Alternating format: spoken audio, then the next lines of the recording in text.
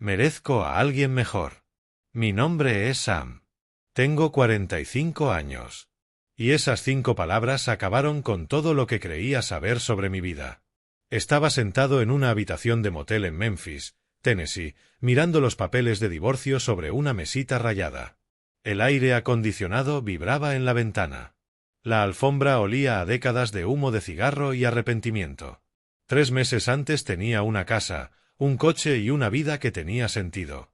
Hasta que Diane enfermó. Cáncer de ovario en etapa 3. El médico dijo que la cirugía era su única oportunidad. Pero nuestro seguro había vencido 6 meses atrás, cuando me despidieron de Keltrafoury, la planta donde trabajé durante 18 años. Me desesperé. Vendí la casa a un comprador en efectivo en 2 semanas. Vendí mi camioneta a un vecino por la mitad de lo que valía. Vacié nuestros ahorros, pedí préstamo sobre mi jubilación y a cualquiera que me escuchara. La cirugía fue un martes de finales de enero. Pasé 7 horas en la sala de espera, tomando café quemado y rezando a un Dios en el que apenas creía ya. Cuando el cirujano salió y me dijo que había sobrevivido, lloré frente a desconocidos.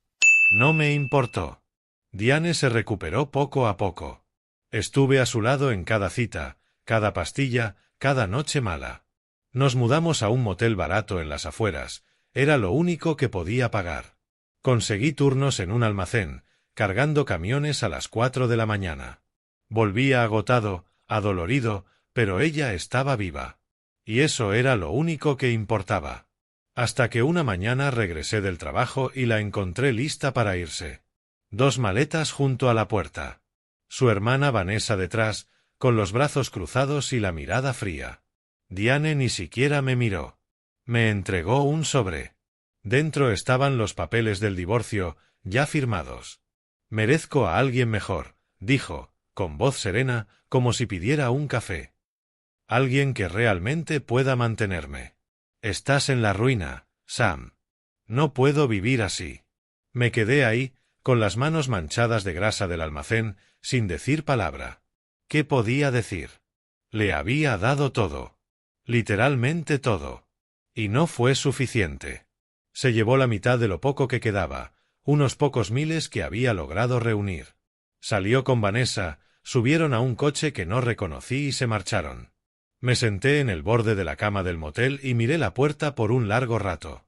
La habitación estaba en silencio, salvo por el zumbido del aire acondicionado.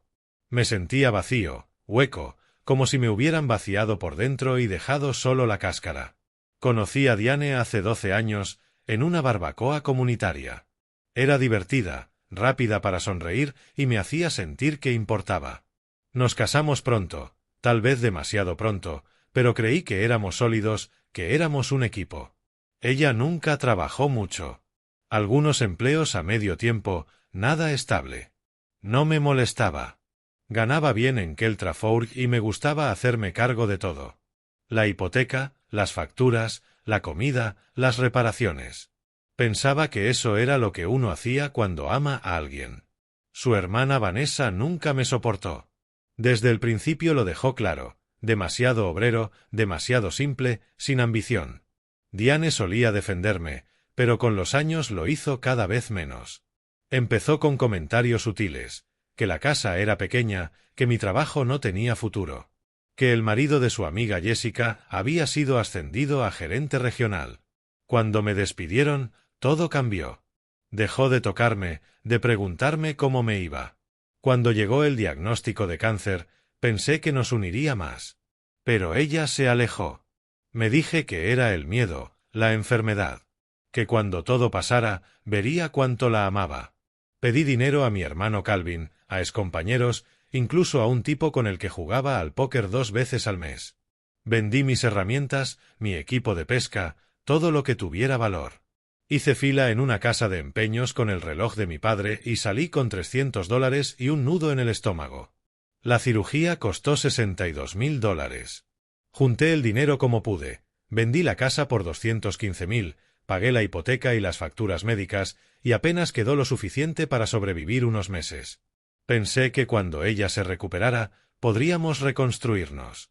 Pero la semana después de que el médico dijo que estaba libre de cáncer, empezó a hablar más con Vanessa. Largas llamadas a puerta cerrada. Alcancé a oír palabras sueltas. Oportunidad, nuevo comienzo, años desperdiciados. Debí verlo venir. Pero no quise creerlo. El día que se fue, llamé a Calvin.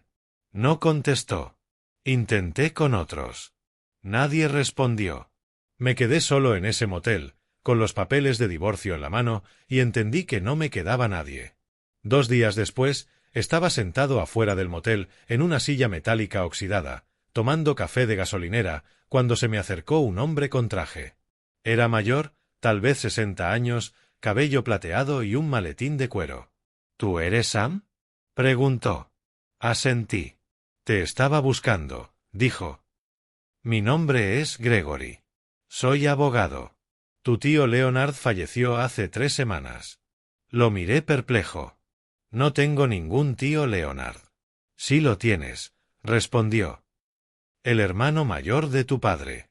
Se distanciaron antes de que nacieras. Leonard nunca se casó ni tuvo hijos.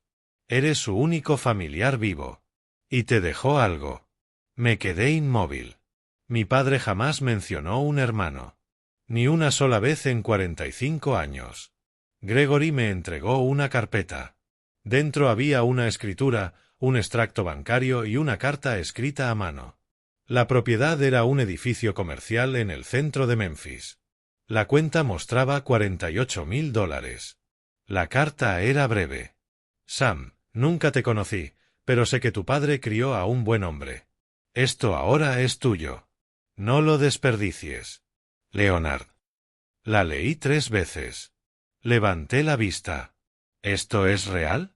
Muy real, respondió Gregory. El edificio está pagado. Tiene un inquilino, una pequeña cafetería que lleva ahí 6 años. Pagan $1,200 al mes.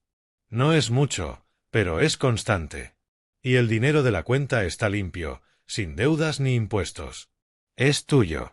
Me recosté en la silla y sentí algo que no experimentaba hacía meses. No era esperanza exactamente, pero se le parecía. Una grieta en el muro. ¿Qué tengo que hacer? Pregunté. Solo firmar unos papeles. Transferir la propiedad. Del resto me encargo yo. ¿Estás bien, hijo? Me preguntó. Asentí.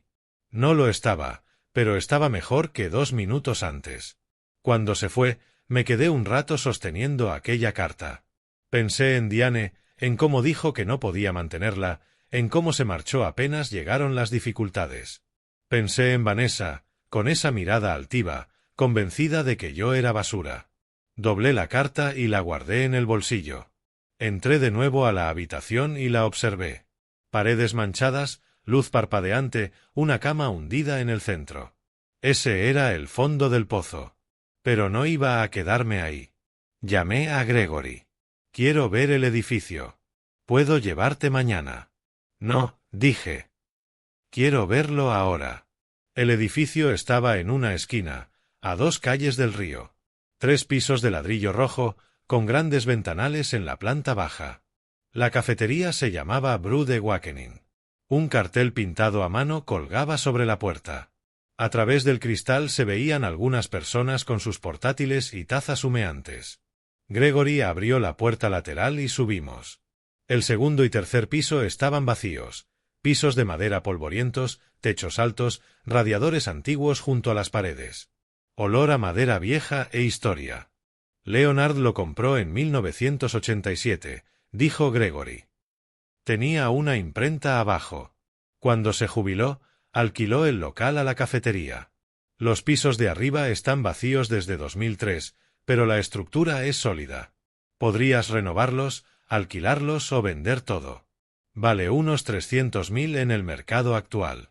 Recorrí el lugar despacio.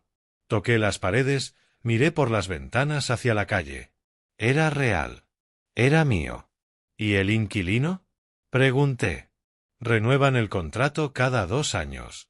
Son buena gente, pagan puntuales, cuidan el lugar. Puedes mantenerlos o buscar otros. Asentí. Mi mente ya giraba. Pensé en el dinero, $48,000. Suficiente para renovar un piso, quizá 2. Suficiente para empezar algo. Quiero conservarlo, dije. Gregory sonrió. Decisión inteligente. Pasamos la siguiente hora firmando papeles.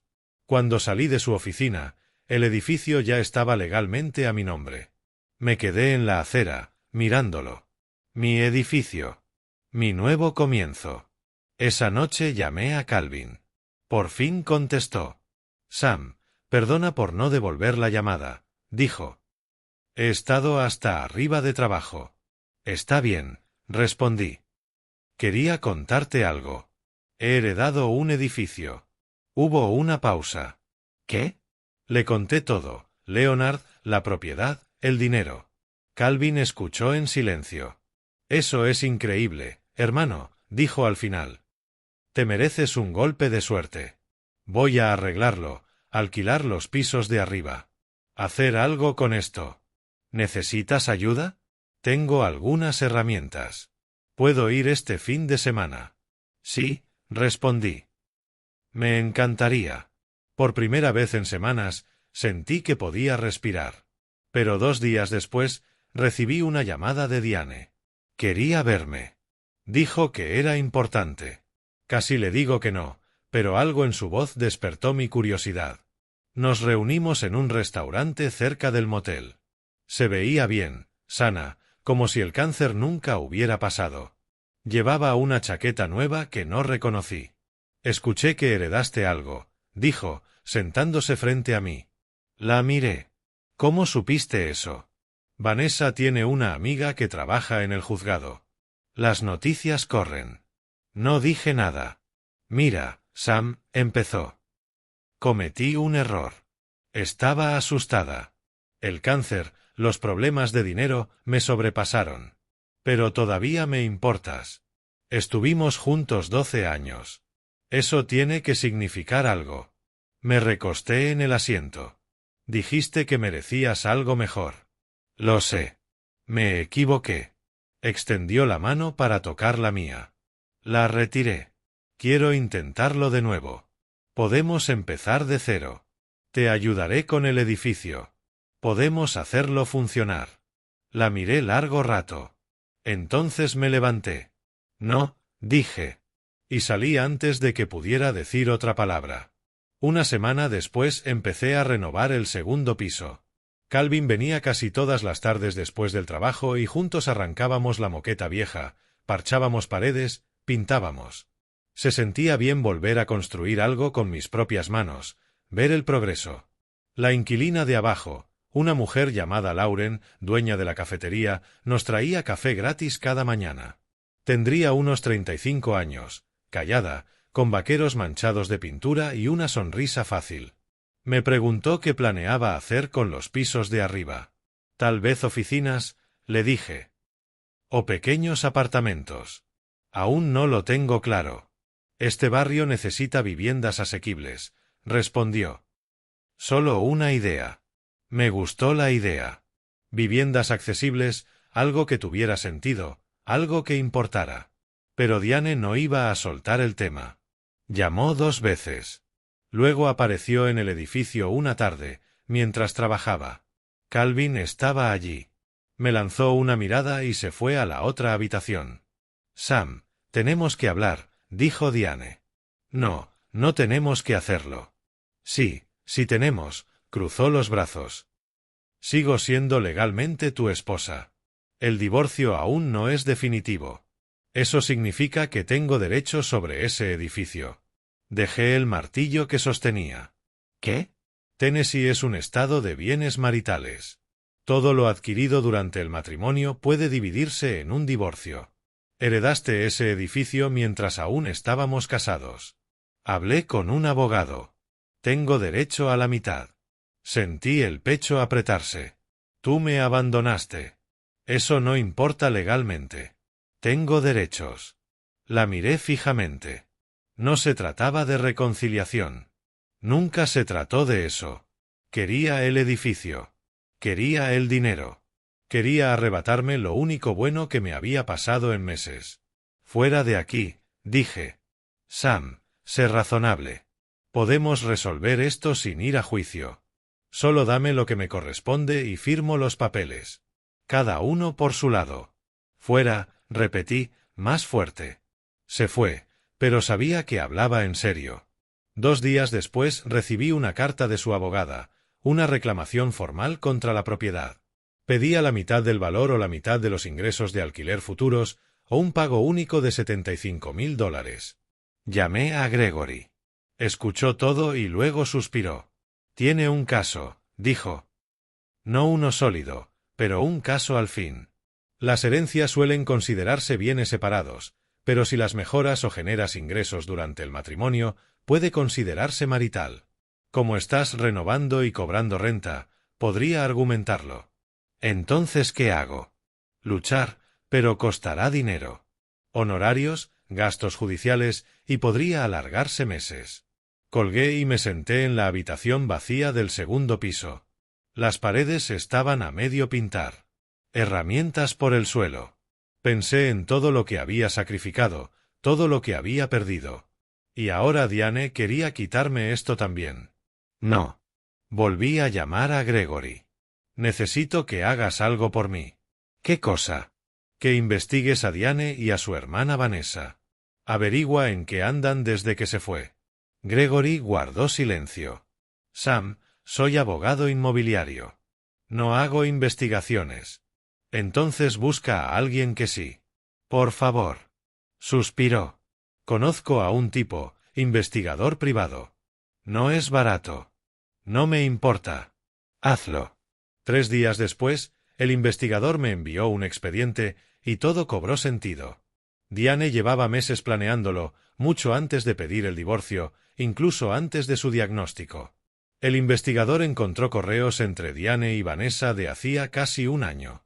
Vanessa llevaba tiempo presionándola para que me dejara, llamándome fracasado, diciendo que desperdiciaba su vida con un obrero. Cuando Diane enfermó, Vanessa vio la oportunidad. La convenció de dejarme vaciar los ahorros y vender todo para pagar la cirugía. El plan era simple: dejarme en la ruina salvándole la vida, luego divorciarse y quedarse con lo que quedara. Pero no contaban con que heredaría el edificio. Los correos posteriores a la muerte de Leonard eran aún más claros. Vanessa había investigado el valor de la propiedad, calculado los ingresos posibles y le dijo a Diane que podía sacar al menos 150,000 si jugaba bien sus cartas. Él te lo debe, escribió Vanessa. Estabas enferma. Él debió resolverlo sin vender la casa. Esto es culpa suya. Quédate con lo tuyo y sigue adelante. También había registros bancarios que mostraban que Vanessa le había estado transfiriendo dinero a Diane durante el matrimonio. Pequeñas cantidades, 500 aquí, 1000 allá, pero sumaban. Vanessa financiaba el plan de escape de su hermana. Y entonces encontré la pieza final. Diane estaba saliendo con alguien. Un hombre llamado Jordan, que trabajaba en ventas farmacéuticas. Se conocieron en una de sus citas médicas. El investigador tenía fotos de ellos juntos, con fechas de hacía 8 semanas. Justo cuando Diane recibió su último informe médico limpio. No me dejaba porque estuviera en la ruina. Me dejaba porque ya tenía a otro. Me senté en el escritorio del motel y leí todo 2 veces. Sentí una calma extraña. No era ira. No era tristeza. Era claridad. Llamé a Gregory. Quiero que presentes una contrademanda, le dije. ¿Por qué motivos? Fraude y manipulación emocional. Vanessa interfirió financieramente en mi matrimonio. Actuó para destruirlo. Y Diane cometió adulterio durante el matrimonio, lo cual, según la ley de Tennessee, puede afectar la división de bienes. Quiero que su reclamación sea desestimada y que Vanessa rinda cuentas. Gregory guardó silencio unos segundos. Eso es agresivo. ¿Puedes hacerlo? Sí, pero se pondrá feo. Perfecto. 2 semanas después, la abogada de Diane recibió una demanda de 60 páginas. Incluía cada correo, cada transacción, cada foto. Detallaba la manipulación de Vanessa y la infidelidad de Diane. Pedía al tribunal que desestimara su reclamación y me otorgara los honorarios legales. Esa noche Diane me llamó, furiosa. «¿Nos investigaste?», gritó. «Estás loco, Sam. Eres un enfermo». Estoy protegiendo lo que es mío, respondí. Vas a perder. Mi abogada dice que no tienes caso. Entonces lo veremos. Colgué. La audiencia se programó para finales de abril. Las semanas previas las dediqué a terminar el segundo piso. Calvin me ayudó a instalar el nuevo suelo, pintar los marcos, arreglar las ventanas. Lauren, la dueña de la cafetería, me presentó a un contratista amigo suyo que me hizo buen precio en electricidad. El espacio empezaba a verse profesional. Puse un cartel anunciando alquiler de oficinas. En una semana ya tenía 3 interesados. Cuando llegó la audiencia, había alquilado todo el segundo piso a una pequeña agencia de marketing por 2.500 al mes. El edificio funcionaba. Y yo apenas empezaba. El juzgado era más pequeño de lo que imaginaba. Diane estaba de un lado con su abogada, una mujer elegante con un maletín lleno de papeles. Vanessa detrás, con los brazos cruzados, mirándome como si fuera el villano. Gregory expuso nuestro caso con calma. Mostró al juez los correos, los movimientos bancarios, la cronología de la infidelidad. Demostró cómo Vanessa había manipulado a Diane para que me dejara, cómo planearon aprovecharse de mi ruina, y cómo Diane había violado el matrimonio al cometer adulterio. La abogada de Diane intentó argumentar que la herencia seguía siendo bien marital. Pero Gregory contraatacó con jurisprudencia del Estado. Las herencias permanecen separadas mientras no se mezclen con fondos conyugales. Y las renovaciones se financiaron íntegramente con el dinero heredado. El juez revisó los documentos. Le preguntó a Diane directamente si los correos eran reales. Diane dudó, luego admitió que sí. ¿Y la relación con Jordan?, preguntó la jueza. ¿Cuándo comenzó? Diane miró a su abogada. Esta le susurró algo. Diane volvió hacia la jueza. En marzo. ¿Mientras seguía casada? Sí. La jueza dejó los papeles sobre la mesa. Deniego la reclamación de la demandante. La propiedad permanece con el demandado.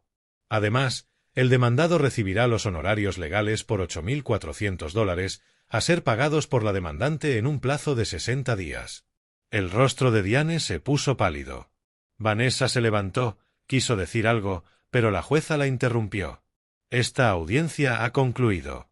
Salí del juzgado y me quedé en las escaleras del tribunal. El sol brillaba. El aire olía a primavera. Llamé a Calvin. Ya está, dije. ¿Ganaste? Sí, gané. Diane nunca pagó los honorarios. 4 meses después se declaró en bancarrota. Vanessa dejó de hablarle tras la audiencia, furiosa porque Diane admitió la infidelidad en público. Su relación se rompió.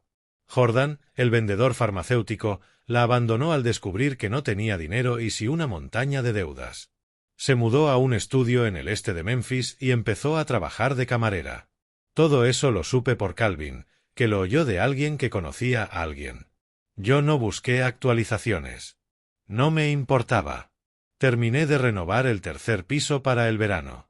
Lo alquilé a una diseñadora gráfica y a un pequeño bufete.